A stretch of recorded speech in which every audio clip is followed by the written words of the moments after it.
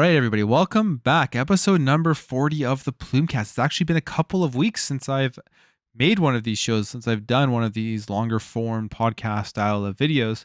And I just wanted to get into it this weekend and do it again. I've instead been releasing the shorter style videos on the weekend, the more cut up, edited videos. But this one is just my weekly gaming news podcast that I guess for the last month hasn't been every single week. And I'm going to try to do it every week, but there will be other times where I decide that I don't really have the time to do a podcast, but instead we'll just release a video. So you kind of get the best of both worlds. But happy to be back doing the Plumecast this week. Like I said, episode number 40. So thank you guys all for stopping by.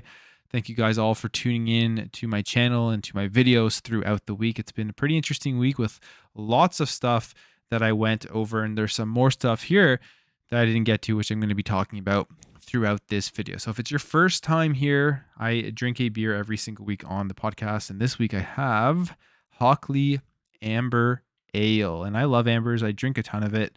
I love just like the kind of sweetness and the overall taste of the amber ales. So I'm going to be jumping into this one. I've had it before. It's very good beer.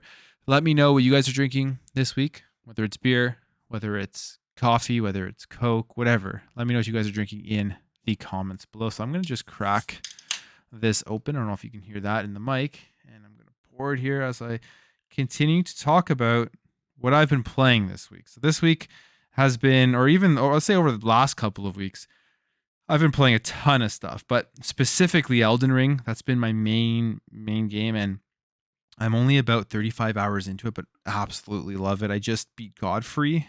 For those who have played it, I just finished him off, and it's such an incredible RPG, incredible game. Loving everything about it. Love the exploration. Like how there's no really hand holding. You kind of have to figure everything out for yourself, and just the combat, the different weapons, and that just aha moment you get once you have gone to an area and you can't get past it. You go back, you level up, you find a new weapon, and then you go back and then you can beat that area easily just because of that stuff. It's an awesome game. It's been pretty funny, the release of it though, because of all like the people. If you criticize Elden Ring, I find it weird. You criticize the game, you'll have people on you like being angry at you all the time. I think Elden Ring is an amazing game, probably going to win Game of the Year. Like I'm trying to think what else could come out and beat it. The only game I think that could potentially beat it will be Starfield when that releases. That will be very interesting to see how those two games compare.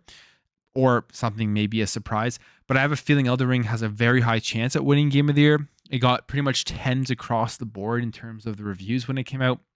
And although I think as a video game, it's one of the greatest games probably ever made. It's just amazing RPG.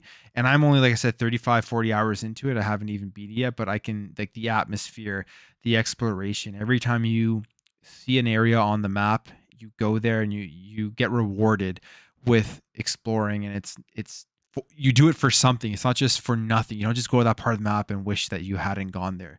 So that type of stuff is really cool.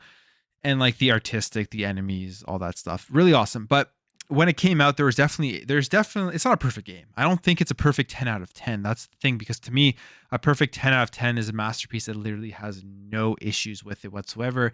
And I'm playing it on the PC, and there were plenty of issues when this game got released on PC. And we've seen reviewers dock other games that have performance issues, even though they are amazing games. And I felt like a lot of people didn't do that. And it's also probably because I believe with the review codes, they put out a patch after the reviews came out, which kind of made the performance worth. So there's little things like that, but that doesn't really matter.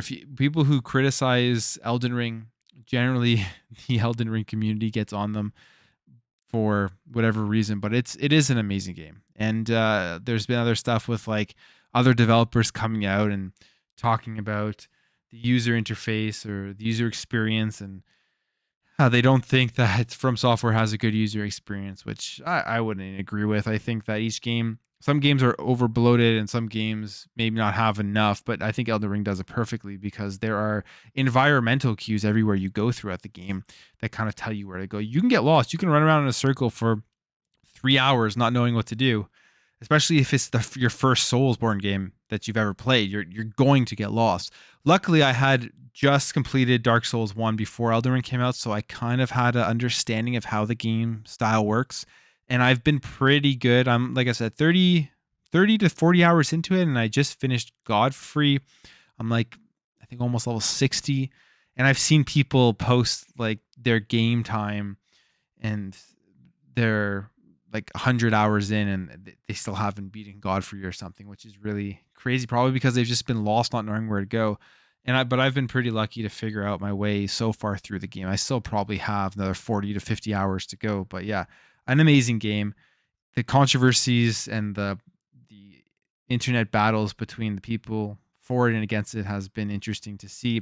And yeah, if you haven't played it and you've never played a Souls game, I would say this is probably a good starting point, because one of the things with this game that it does that I found that Dark Souls 1 didn't give you the luxury of was, because it's an open world, you kind of feel like it's a little bit easier than it is, because you have a horse now you can ride around with.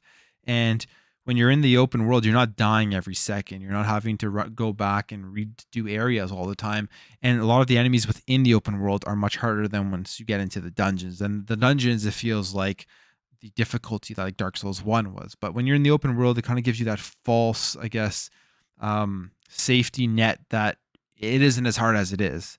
And I think for some people that may be more approachable than the previous Souls games. But that's an awesome game. So yeah, probably will win Game of the Year. It'd be very, very interesting to see how Starfield stacks up, because those are the two major RPGs that I think are going head to head in 2022. Besides that, I just started the Dawn of Ragnarok DLC for Assassin's Creed Valhalla, and it's awesome. Like, I really enjoy it. The new enemies are cool. The new ability is awesome, where you can like use your enemy's powers. Like, you can turn into a bird, you can walk on lava, you can use enemies you've killed to fight with you. I find the story so far is very enticing. I find the character designs are cool, and I find just the overall world that you're with Dawn of Ragnarok is, I'd say, better than the base game. I think so far that I'm enjoying. I love the base game. I played like 100 hours of it, but I think Dawn of Ragnarok I may end up enjoying more than I did the entire base game of Assassin's Creed Valhalla, which is saying a lot, because I'm one of those people that love that game. I know Valhalla had people, it was very split. It was, you either loved it or you hated it. There wasn't that many people in between. And I'm on the side that I absolutely loved that game. So really happy to be playing that. And yeah, it's a beautiful game. It's a beautiful game. But that's another thing. Elden Ring is good looking. It's not the best looking. You compare the graphics of Elden Ring and then you compare it to Assassin's Creed Valhalla. Man, Valhalla is just an absolute looker. It's beautiful. Besides that, I've been playing a bunch of fighting games like Dragon Ball FighterZ, Dragon Ball FighterZ, whatever it's called. Super fun, very, very approachable. If you're not good at fighting games, very easy compared to other types of fighting games, but just great fun playing through the story mode, playing through the arcade mode. I've also been playing some Mortal Kombat and going through the towers. And I love fighting games. I really do. I'm not good at them, but I love them because I just like the learning characters and getting better with their move sets, and the success you feel once you've mastered characters.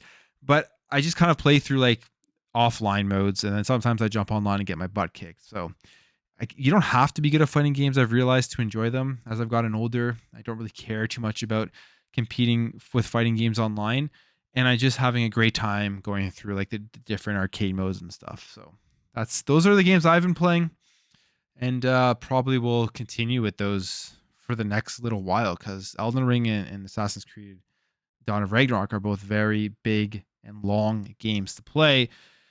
And like, since I'm playing those two huge games together, it's going to take me longer to finish them both. So yeah, that's what I've played. Let me know what you guys have been playing in the comments below. And if you've been playing Elden Ring, what are your overall thoughts on that? I think it's pretty unanimous that most people love the game, but if you're out there, you've tried it and you've really given it a try, like you didn't give up right after you died to the first boss like 100 times. Because I feel like, I know I've been ranting about Elden Ring now, back on the game, but I feel like it's hilarious because the first boss in Elden Ring is difficult. It really is. It took me a long time to beat that boss.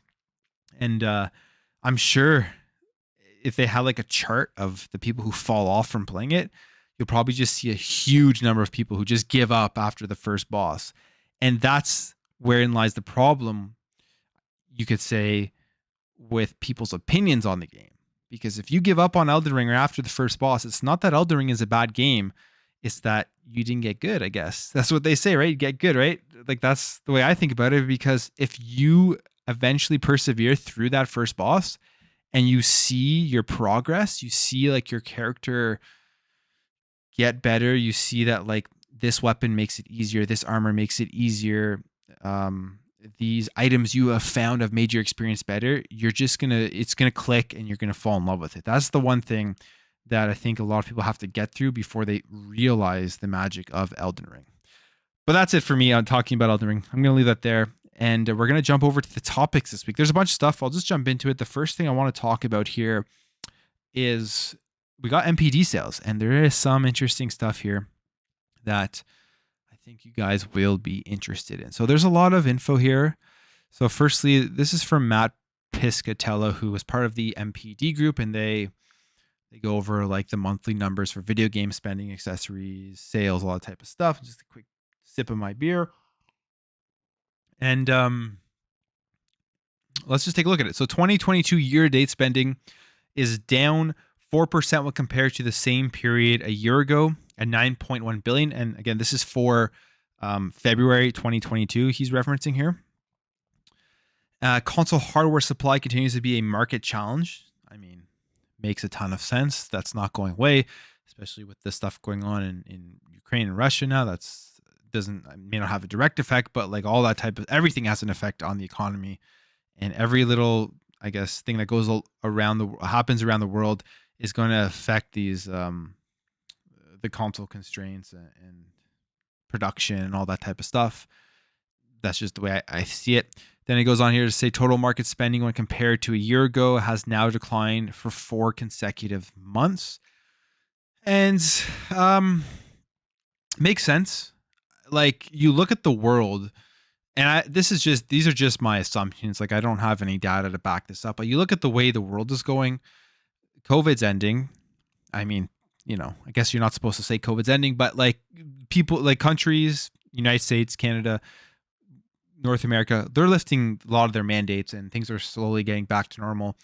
And people are not having to be stuck at home, and people just don't want to be stuck at home anymore. They want to get out and they want to do stuff, and they're going to be spending less money on video games and on consoles. You also look at like the rate of inflation for everything. You go to the grocery store and you're spending $50 more now every time you go. People may not have as much disposable income to be spending on video games, and all that stuff is going to have an effect on the overall video game industry and the amount that's spent year over year. And we're in a really weird time in the world with the inflation, and it's going to, I think, have an overall hit on everything going on, especially just with overall consumer spending. So they like to sum it all up. He says February 2022 consumer spending across video game hardware, content, and accessories fell 6% when compared to a year ago to 4.4 billion. Declines were experienced across all major categories of spend, with hardware showing the largest year-over-year percentage decline. So lots of things go into that. Also, we're another year into these video game consoles. So they came out in 2020. We've began 2022. So over a year. There's still a lot of hype around them. They're still hard to get, but that slowly starts to go down.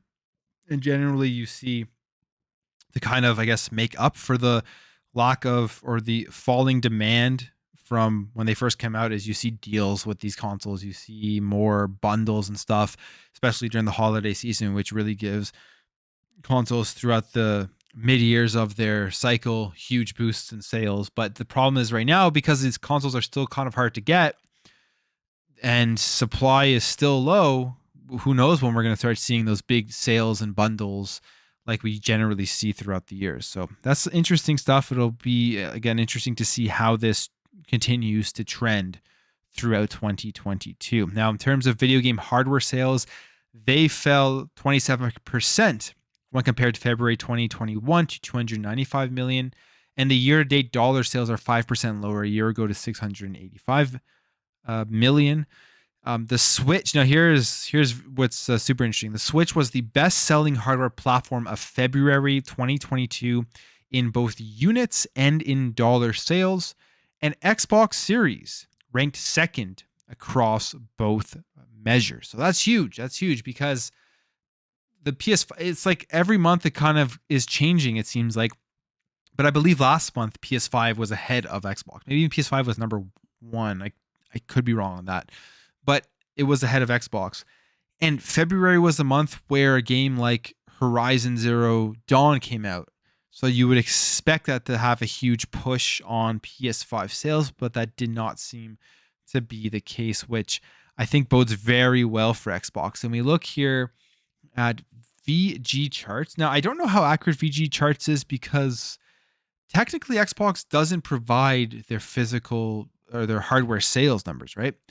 But according to VG charts right now, worldwide in February 2022, the Xbox Series X and S outsold the PS5. So the Xbox Series X and S sold 136,590 units, and the PS5 sold 132,170 units. So there's about a 4,000 unit difference there. And where Xbox really got that gain on them was in North America, where they sold about 79,000 units and the PS5 sold about 62,000 units. And then where the PS5 makes up for a lot of that ground, of course, is in Japan, where they sold 17,000 units and the Xbox only sold about 4,000 units. But very interesting. Series X and S in a time of the year where everybody has consistently been saying that Xbox has nothing, there's no hype, there's no new games coming out, no one's going to go out and buy the Xbox, blah, blah, blah, blah, blah. It's still selling extremely well, even more so than the PlayStation 5, who had they had one, Horizon Forbidden West. I guess Gran Turismo 7 just came out. So yeah, they had Horizon Forbidden West, which is a massive, massive title come out. Still was outsold by the Xbox Series X and S. And I would just attribute that to Xbox Game Pass and the value that Xbox provides, especially with a console like the Xbox Series S, and more consumers' eyes are opening to what's available on Xbox. And just in general, it is the more consumer friendly box to buy. If you're not somebody who follows the video game industry every day, you're not somebody who plays all the first party exclusives, you just want to play video games, you just want to buy your kid a console, you just want to buy your spouse, your brother, your sister, anyone in your family, your friend, a console who doesn't care about playing Horizon, doesn't care about playing the upcoming God of War or anything like that. They just want a box to play, Call of Duty Warzone. They want to play Fortnite. They want to play Madden or whatever other stuff's on Game Pass. They want to play Mortal Kombat, right? People are going to go out and buy Xbox. They're realizing the value there. And I think this trend will continue throughout this generation. There will be times where PS5 is ahead of Series in terms of hardware sales, and then vice versa. But I think the hardware sales at the end of this generation are going to be far closer. Well, definitely they're going to be far closer than they were last gen. It's not going to be like one blowing the other one out of the water. And that's great. That's great for everyone. More competition, the better. And for Xbox, it's like you outsell PS5 in 1 month in February in terms of hardware. That's just like a cherry on top because we know that they don't really care too much about the hardware sales. It's all about the subscription, getting people onto Xbox Game Pass. And all of this is happening now before even Activision Blizzard is officially part of Xbox. Imagine what's going to happen when they start advertising Call of Duty, Modern Warfare 2, or whatever comes out after that with Xbox. Like, that's going to be huge. It's going to push so many consoles. They're going to fly off the shelf even more so than they are flying off now. So it's crazy how well they've turned around the ship from the Xbox One era. So continue on here. Elden Ring debuted as both the best-selling game of February 2022 as well as 2022 year to date. Absolutely no surprise there. Everyone's been talking about Elden Ring. It is an amazing game. It deserves all the success that it's going to get. Launch month sales of Elden Ring were the second highest for any track title release in the past 12 months, trailing only Call of Duty Vanguard, released in November 2021. So that's super interesting because second highest. It's not the number one highest. The number one highest is Call of Duty Vanguard, which is a Call of Duty that is just generally from what I've seen. Like I like Call of Duty. It's fun. I'm not gonna lie.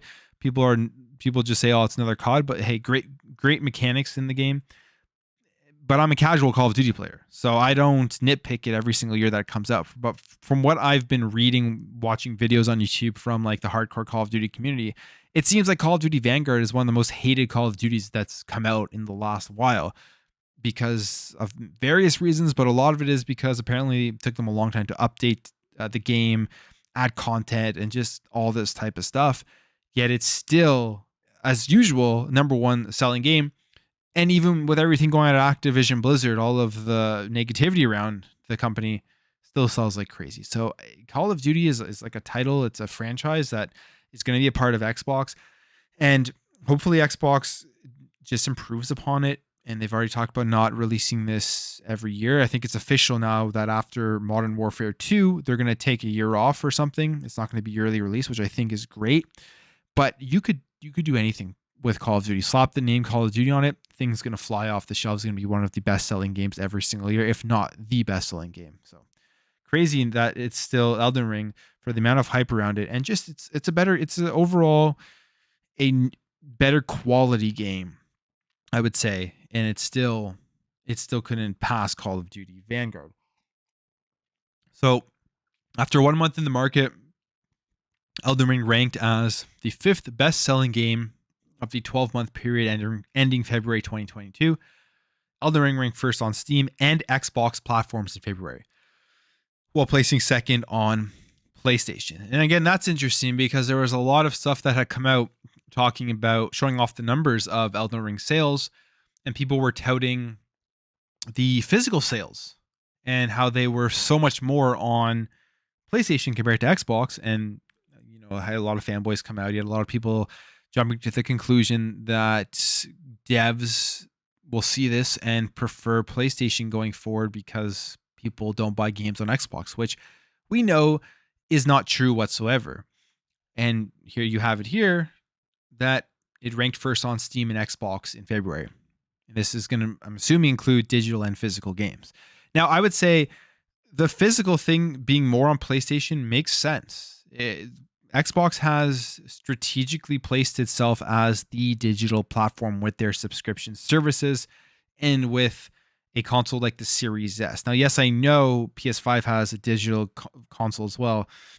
With the Series S, it's $100 cheaper than that. And it comes like it's positioned with games like Fortnite and Call of Duty Warzone, all these free-to-play downloadable games. And it makes sense, right? For that being the more digital console than the PlayStation 5. And I think for PS5, there's a lot of people like me, like how I use my PS5, which is only for the exclusives. I'll generally never buy a PlayStation 5 game digitally. I'll buy the game I want to play, generally a PS5 exclusive, and then sell it after I've played it. Like, for example, Sifu. Sifu is a game that I really want to play. It came out digitally on PS5, and I'm not going to buy it digitally on PS5. I'm going to purchase the physical version that I believe is coming out in April. I'm going to play it and probably sell it after. And if I don't, because I think it's like a special edition thing, it doesn't matter. I bought it physically. To me, buying a physical game on PS5 just doesn't make sense. But for Xbox, I have a Series X and I have a Series S, and I'm a collector. Like I have 360 games, I have original Xbox games, I have GameCube games, I have a bunch of games, some back there, but other places as well. And I was always such a physical guy until the Series X and Series S came out, and now it's like I much prefer playing all of my Xbox games digitally, even if they're not on Game Pass, because I want to easily be able to play on my Series X downstairs, come up to my monitor, and just play on my Series S seamlessly. And if I buy a game physically, I can't do that. I'd have to, if I want to play that game on my monitor, I have to physically bring my my Series X upstairs. So Xbox has definitely positioned itself more as that physical platform, and you can see that in the numbers and the way that people are spending and buying games, which going forward into the future, again, I think is the smarter business strategy. And I'm definitely not a person who wants to see physical go away. Like I said, I still buy physical games on PS5, and I still buy all my Nintendo Switch stuff physically. I don't spend any digital money on Nintendo at all. So we'll see what happens, but I'm not surprised here to see that Elden Ring ranked first on Steam and Xbox in February. Now, moving on here to premium games, Horizon Forbidden West was the second best-selling game in February, while also ranking first on PlayStation platforms. No surprise there. Dollar sales of the PS5 version of Horizon has set a new launch month record for the PS5 platform. That's cool. I still want to play that game, but I haven't gotten to it yet. So Horizon very successful for PlayStation. In terms of Total War Warhammer 3 debuted at number 5 best-selling in February, while also ranking second on Steam. And the title also launched as a part of PC Game Pass and the Xbox Game Pass Ultimate subscription services. So there you go.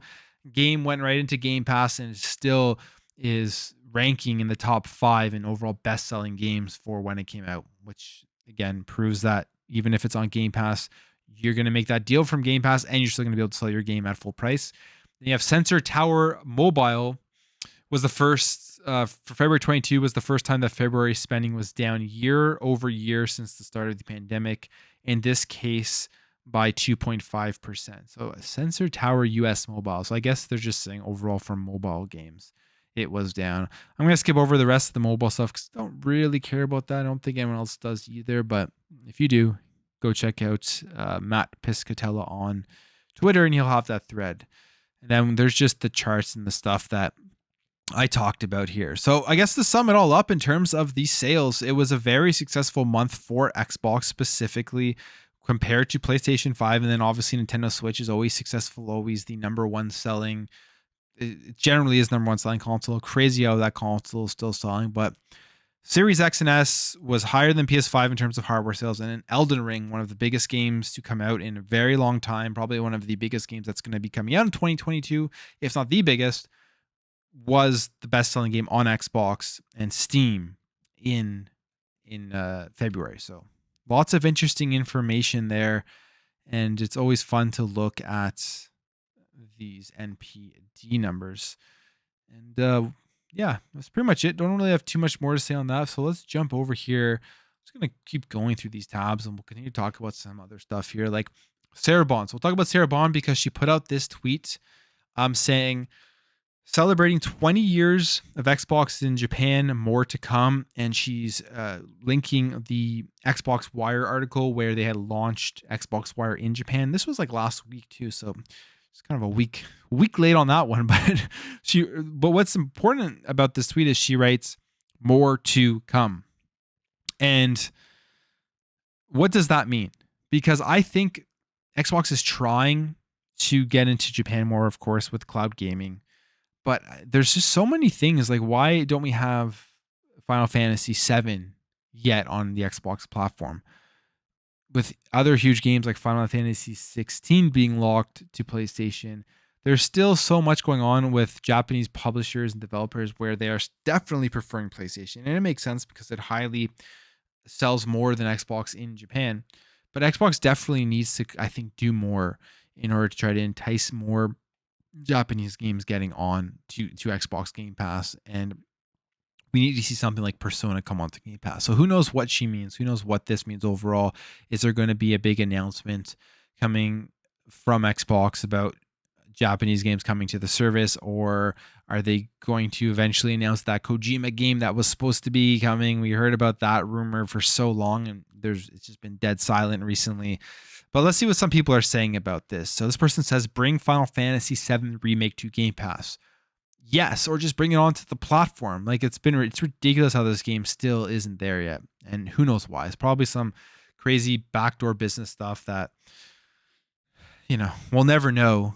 And maybe it'll never. Maybe there was something in that deal where Square Enix is just, it's not worth it for them to put it on to Xbox. So we'll never know about that.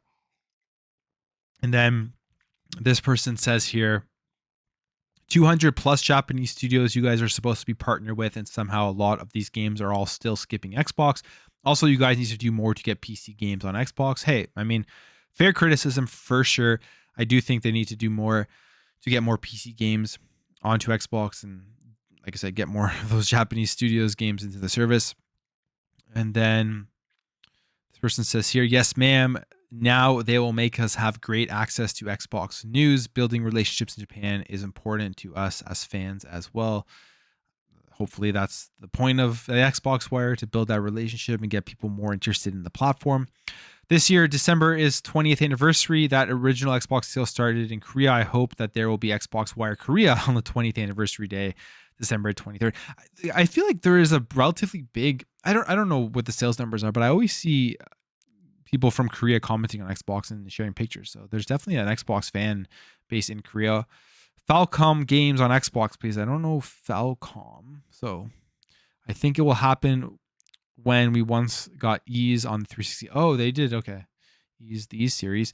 Thanks to many Japanese Xboxers now calling these data practices out, it's starting to make the likes of even Atlas rethink things. So that's a thing. Like these companies here, like Atlas is owned by Sega, and Xbox has a great relationship with Sega. So it's like, when are they going to do something to bring over Persona onto Game Pass?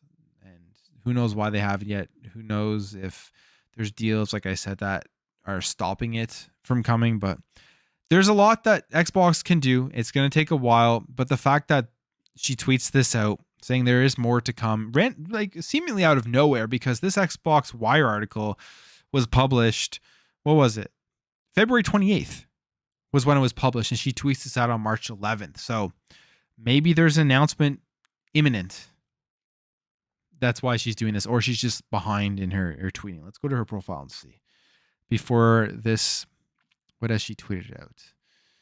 Before she did that, she tweeted something out on March 10th. No, she tweets like every day. So she either forgot about it or is signifying that there is an imminent announcement coming about more information about Japanese games, or games from Japanese publishers and developers coming to Xbox. And I hope so. I really do.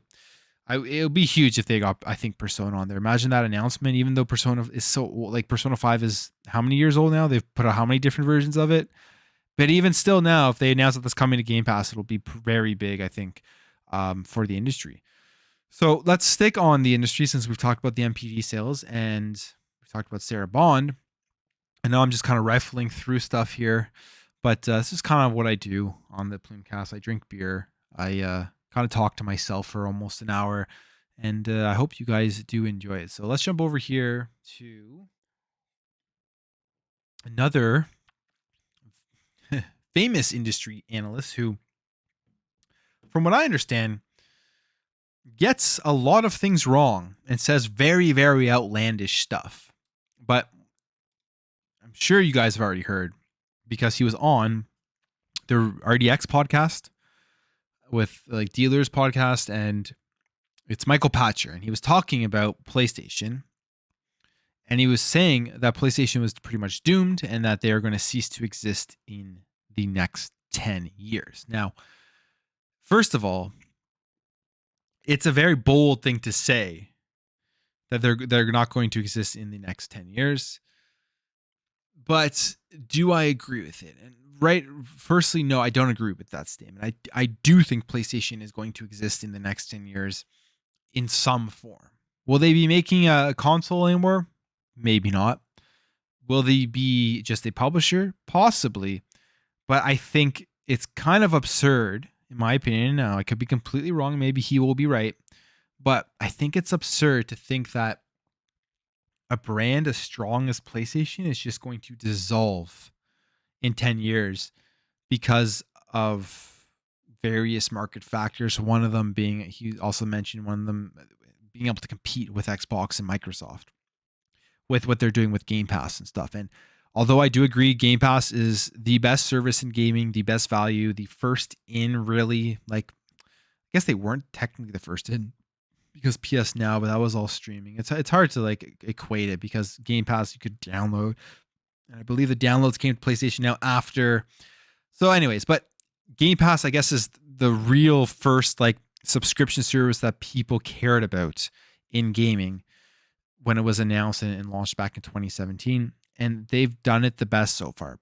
It's not even close. It's not even close to anything out there. It's not even close to anything that is offered through, like, Google Stadia, Amazon Luna. I don't even know if anyone uses Amazon Luna or even Google Stadia that much anymore. I don't. So, but if you do, let me know. Like, I'm just kind of making assumptions there.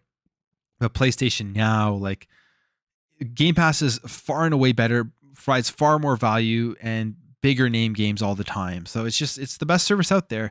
And that's going to be very, very hard for anyone to ever beat and anyone to ever really truly compete with. You look at something like Netflix, and yeah, there's a lot of other streaming services out there, but do any of them truly compete on the same level that Netflix is? Like, are any of them nearly as good, or are any of them ever going to be able to beat or catch Netflix? Not in the near future, I don't believe. And I think it's going to be a similar thing here with Xbox Game Pass, because they continue to make money off of it. They continue to get subscribers. The more money they get, the better content they can continue to buy, and it'll keep growing exponentially and blah, blah, blah. It's going to get better. And we all know that.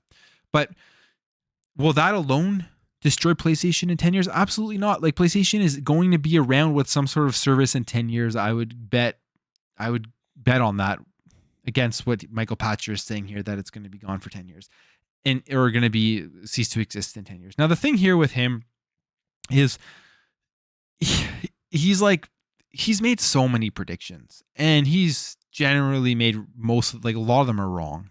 He's generally not right. Let's just put it that way. Now, this is an article I was going through. I want to preface this with saying it talks about some of the predictions he's made. You can tell the person that's writing this article does not like him. They're writing it in a very negative tone.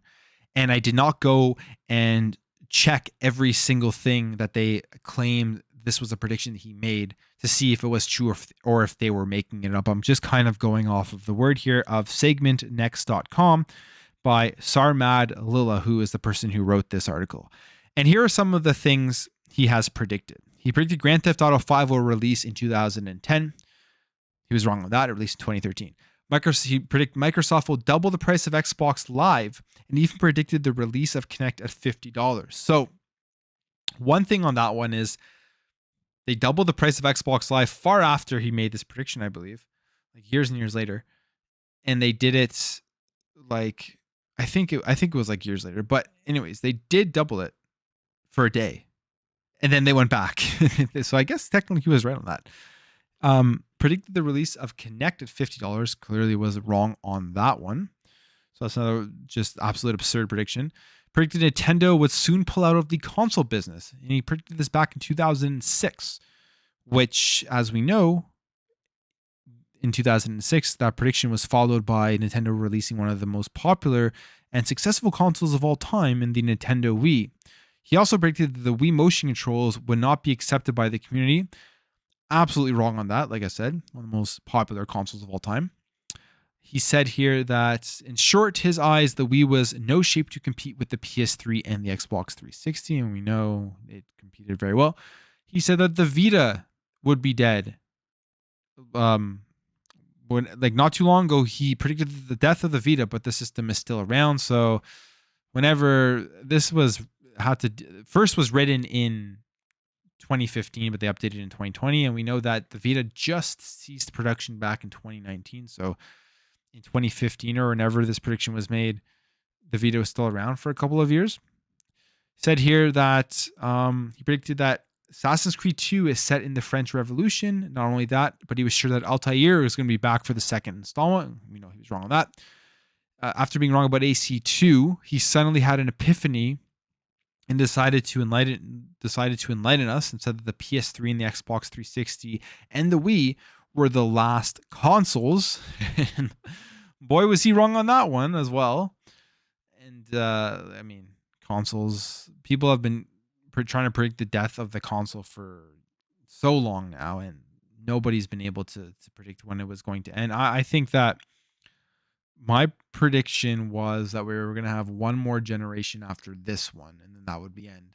But I wouldn't be surprised. If next generation is all just like cloud based, depending on how long this one lasts. But if next one's all just cloud and subscription based, so we'll see.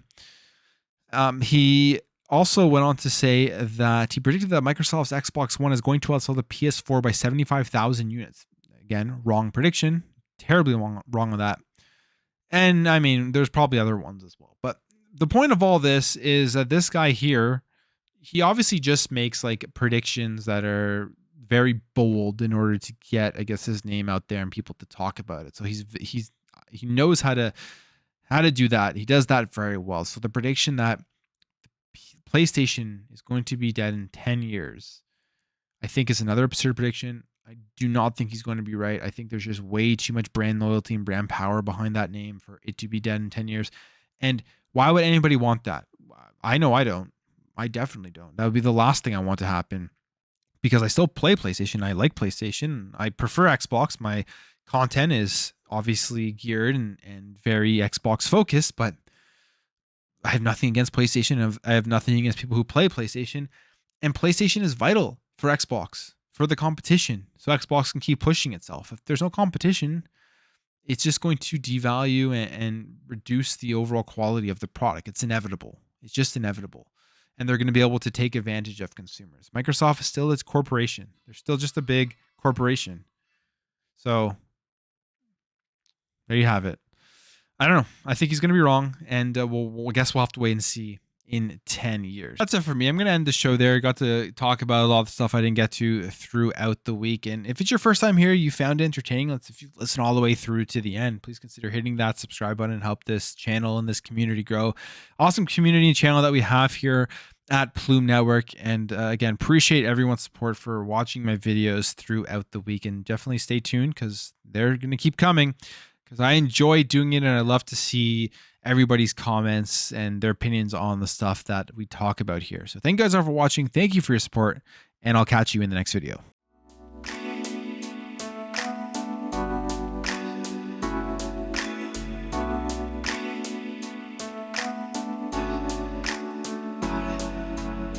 We'll be right back.